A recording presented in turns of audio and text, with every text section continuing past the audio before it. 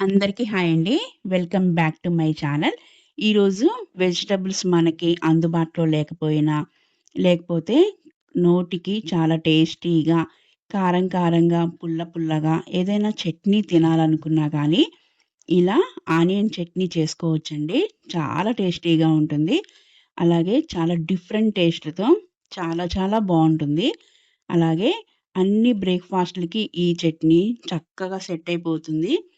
ఇంకా మనకి వెజిటబుల్స్ అందుబాటులో లేకపోతే మాత్రం ఇలా చట్నీ చేసి ఒక ఆమ్లెట్ వేసుకుంటే మాత్రం ఆ రోజు ఫుల్‌ఫిల్ చేసేసేయొచ్చు. ఇంకా ఇంత స్పైసీగా, పుల్ల పుల్లగా ఈ చట్నీ ఎలా చేయాలి? ఇంగ్రీడియెంట్స్ ఏంటో చూద్దాం. ఇందులో మనం చింతపండు గానీ, స్పైసెస్‌కి మిర్చి కానీ వేస్తాము. ఒక పాన్ పెట్టేసి 1 టీ స్పూన్ ఆయిల్ వేయాలి. ఇందులోకి 10-15 వరకి మిర్చి వేయాలి. ఒక టీ స్పూన్ మెంతులు, 1 టేబుల్ స్పూన్ ధనియాలు వేయాలి. ఇవి స్పైసెస్ అండి. ఇవి మనం ఎక్కువ తక్కువ చూసుకోవాలి. ఇవి లో ఫ్లేమ్‌లో ఫ్రై చేసుకోవాలి. అసలు అరోమా ఇచ్చేదే ఇవి. సో, అస్సలు మాడకుండా చూసుకోవాలి. నెక్స్ట్ వీటిని పౌడర్ చేసేయాలి. ఇలా పౌడర్ చేసేసి పక్కన పెట్టాలి.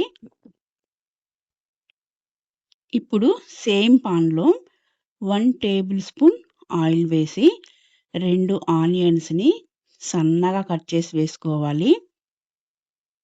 ఇది ఎన్ని రోజులైనా స్టోర్ ఉంటుంది. సో, ఆనియన్స్ కొంచెం ఎక్కువైనా వేసుకొని చేసుకోవచ్చు.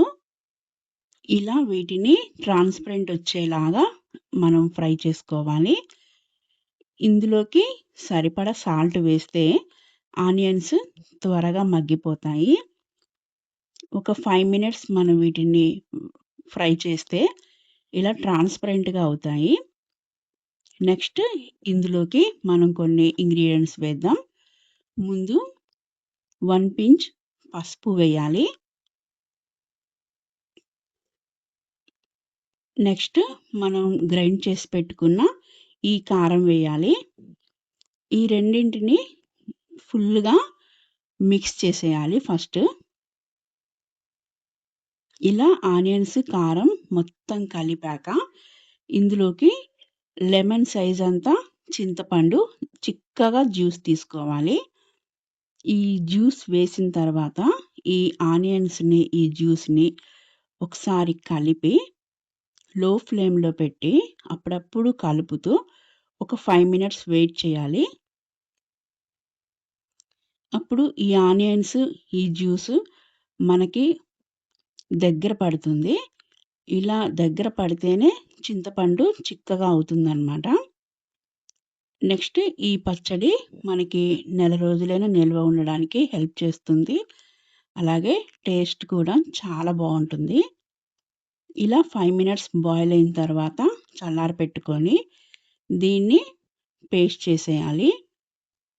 మనం కారం ముందే పౌడర్ చేసేసుకున్నాము. సో, ఈ పేస్ట్ మెత్తగా అవుతుంది. ఇలా మెత్తగా మనం పేస్ట్ చేసి పక్కన పెట్టాక సేమ్ పాన్ తీసుకొని 2 టేబుల్ స్పూన్ ఆయిల్ వేయాలి. ఇందులోకి 1 టేబుల్ స్పూన్ తాలింపు దినుసులు జీరాతో సహా వేశాక ఒక 5-10 వెల్లుల్లి ఇలా సన్నగా కట్ చేసుకొని వేయాలి. ఇవి ఊరికినే వేగిపోతాయి. సో, జస్ట్ హాఫ్ మినిట్ వేయించాక ఇందులోకి ఇంగువ, కరివేపాకు కూడా వేసి ఇవి కూడా లైట్‌గా వేగాక మనం పేస్ట్ చేసి పెట్టుకున్నాం కదా! ఆనియన్ చట్నీ దాన్ని వేయాలి.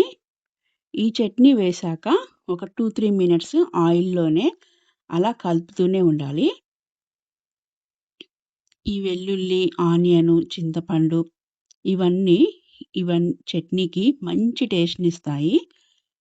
నెక్స్ట్ మనం స్టోర్ చేసి పెట్టుకునే లెక్కైతే కొత్తిమీర వేయొద్దు. అప్పటికప్పుడు తినేలాగైతే కొత్తిమీరతో గార్నిష్ చేసుకోవచ్చు.